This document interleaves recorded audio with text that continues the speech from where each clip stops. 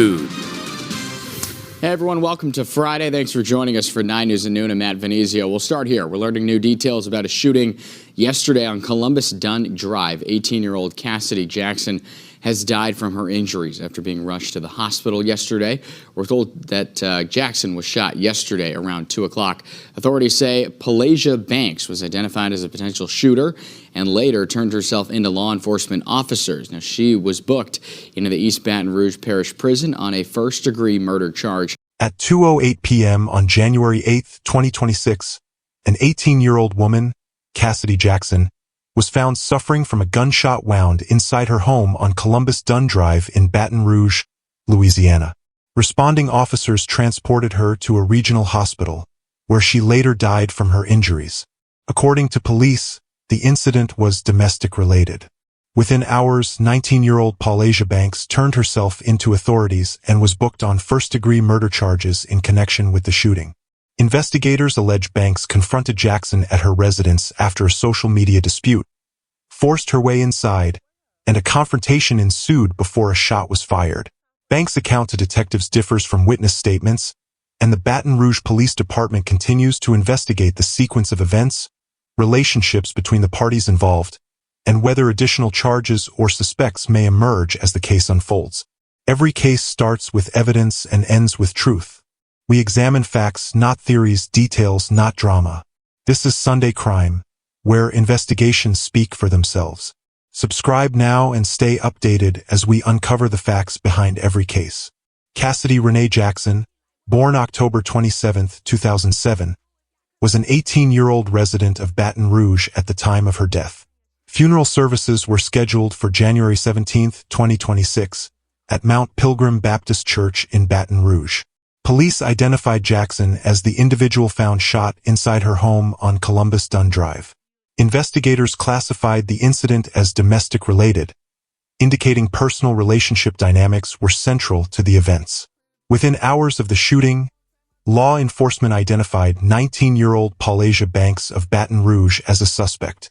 Banks surrendered to police accompanied by her attorney and was subsequently booked into the East Baton Rouge Parish Prison on charges of first-degree murder and aggravated burglary.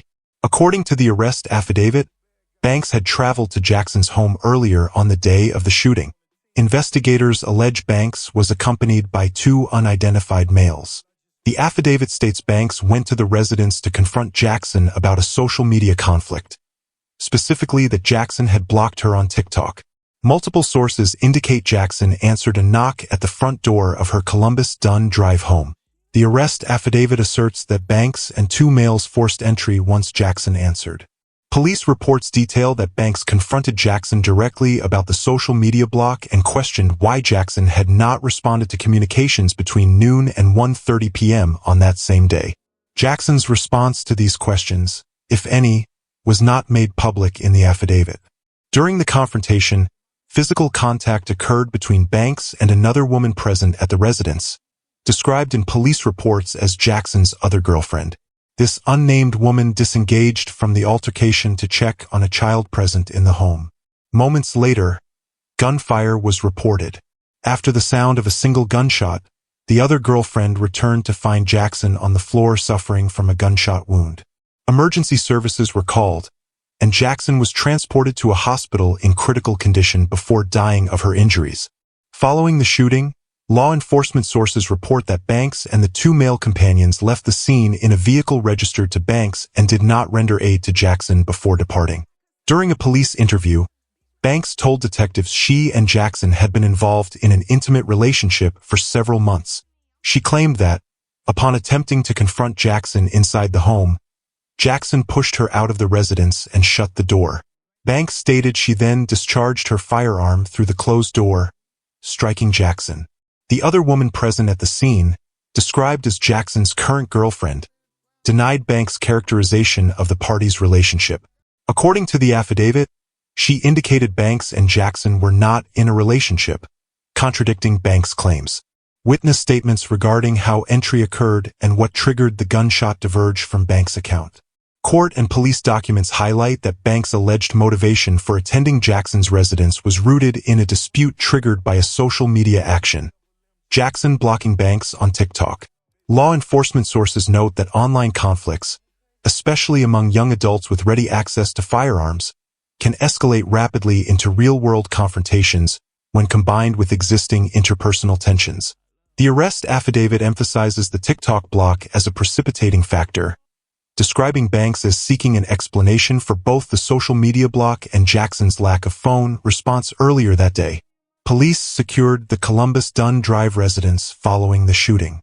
Law enforcement conducted a forensic sweep of the interior, noting points of entry and exit, collecting ballistic evidence, and documenting the location where Jackson was found. Information about recovered firearm evidence and ballistic matching has not been publicly released, pending ongoing investigation. Investigators obtained phone records, social media activity logs, and the arrest affidavit indicates that messaging data and app usage were examined as part of building a timeline of events leading up to the confrontation. BRPD detectives interviewed neighbors and other potential witnesses.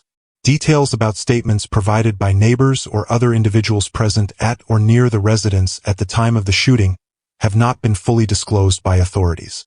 Banks was booked into the East Baton Rouge Parish Prison on first-degree murder and aggravated burglary charges shortly after surrendering to police. Bail information and bond conditions have not been publicly detailed, but reports indicate that she is being held without bond as the case moves through preliminary hearings. Public statements from Banks' attorney indicate a claim that the shooting was accidental, and that Banks had previously been at the location as an invited guest the day before. Defense counsel argues that by legal definition, Banks was not trespassing when the shooting occurred, and any discharge of the firearm was unintended. Prosecutors maintain first-degree murder and aggravated burglary charges, indicating a determination that evidence supports intentional conduct and unlawful entry. The prosecution's case is built on the affidavit, witness accounts, and forensic findings. Ongoing investigation may result in supplemental charges or additional defendants should evidence support such actions. The Jackson incident occurred amid a broader pattern of shootings in Baton Rouge in the first days of 2026, with BRPD responding to multiple firearm incidents involving both adults and minors. Law enforcement agencies emphasize efforts to reduce domestic violence and escalate response to potential threats when digital disputes intersect with physical confrontations.